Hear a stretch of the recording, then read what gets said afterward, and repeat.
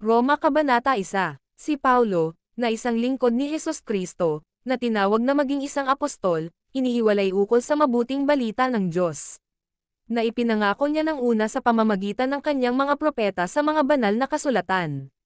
Tungkol sa anak niyang si Hesus Kristo na Panginoon natin, na ginawa mula sa binhi ni David ayon sa laman. At isinaysay na maging anak ng Diyos na may kapangyarihan, ayon sa Espiritu ng Kabanalan, sa pamamagitan ng pagkabuhay na muli mula sa mga patay. Na sa pamamagitan niya ay tumanggap kami ng biyaya at pagka-apostol, ukol sa pagtalima sa pananampalataya sa gitna ng lahat ng bansa, dahil sa pangalan niya. Na sa gitna nila ay kayo rin naman na mga tinatawag ni Hesus Kristo. Sa lahat ng nasa Roma, mga minamahal ng Diyos, na tinatawag na maging mga banal, ang biyaya nawa ay sumainyo at ang kapayapaan mula sa Diyos na Ama natin, at Panginoong Hesus Kristo. Una, pinapasalamatan ko ang aking Diyos sa pamamagitan ni Hesus Kristo dahil sa inyong lahat, na ang pananampalataya ninyo ay pinag-uusapan sa bawat bahagi ng buong sanlibutan. Pagkat saksi ko ang Diyos, siya na pinaglilingkuran ko ng aking espiritu sa mabuting balita ng anak niya, na walang tigil ay gumagawa ako ng pagbanggit sa inyo palagi sa mga panalangin ko.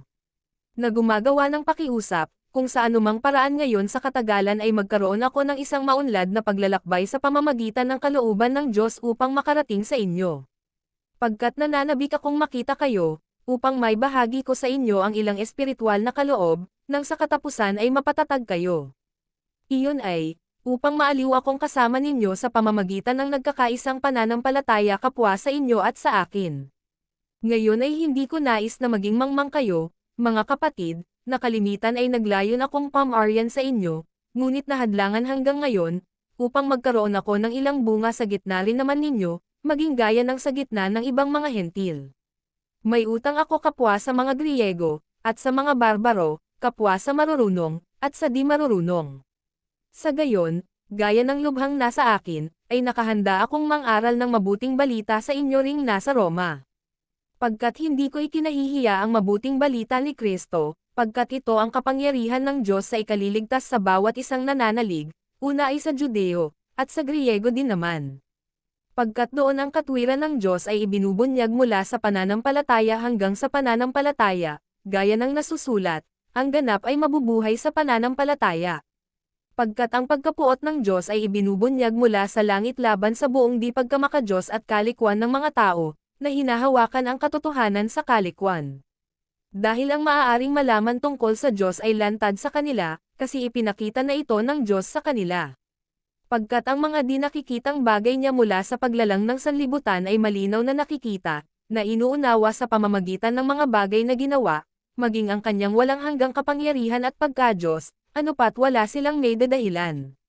Dahil sa, nang nakilala nila ang Diyos, ay hindi nila siya niluwalating gaya ng Diyos, ni naging mapagpasalamat, kundi naging walang kabuluhan sa mga guni-guni nila, at ang hanggal nilang puso ay pinagdilim.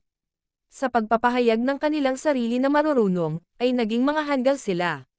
At pinalitan ang kaluwalhatian ng di nasisirang Diyos ng isang larawan na ginawang katulad ng nasisirang tao, at ng mga ibon, at mga hayop na may apat na paa, at mga bagay na gumagapang. Kaya nga isinuko rin naman sila ng Diyos sa karumihan sa pamamagitan ng mga pita ng sarili nilang mga puso, upang gawing walang karangalan ang sarili nilang mga katawan sa pagitan ng kanilang sarili.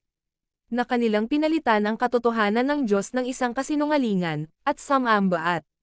Naglingkod sa nilalang ng higit kaysa sa lamalang, na siyang pinagpapalo magpakailanman. Amen. Sa dahilang ito ay isinuko sila ng Diyos sa mga abang pag-ibig, kasi maging ang mga babae nila ay pinalitan ang likas na kagamitan ng kung alin ang laban sa kalikasan. At sa katulad na paraan din naman ang mga lalaki, na iniiwan ang likas na kagamitan sa babae, ay nag-alab sa kanilang pita tungo sa isa't isa, ang mga lalaki kasama ng mga lalaki na gumagawa ng kung alin ang masagwa, at tinatanggap sa kanilang sarili ang kabayaran ng pagkakaligaw nila na ito ay nararapat. At maging gaya ng hindi nila minabutang panatilihin ang Diyos sa kanilang kaalaman, ay ibinigay sila ng Diyos sa isang itinakuwil na pag-iisip, upang gawin ang mga bagay na iyon na hindi naaangkop. Na napupuno ng buong kalikwan, pakikiapid, kabalakyutan, kasakiman, pagkamalisyoso, puno ng pagkainggit, pagpaslang, debate, panlilinlang, masamang hangarin, mga mapagbulong. mga naninira ng talikuran, mga namumuhi sa Diyos, mapanghamak, mapagmalaki, mayayabang, mga mapagkatha ng masasamang bagay, di matalimayan sa mga magulang. Walang pangunawa, mga sumisira ng kasunduan, walang likas na pag-ibig, di mapayapa, DM.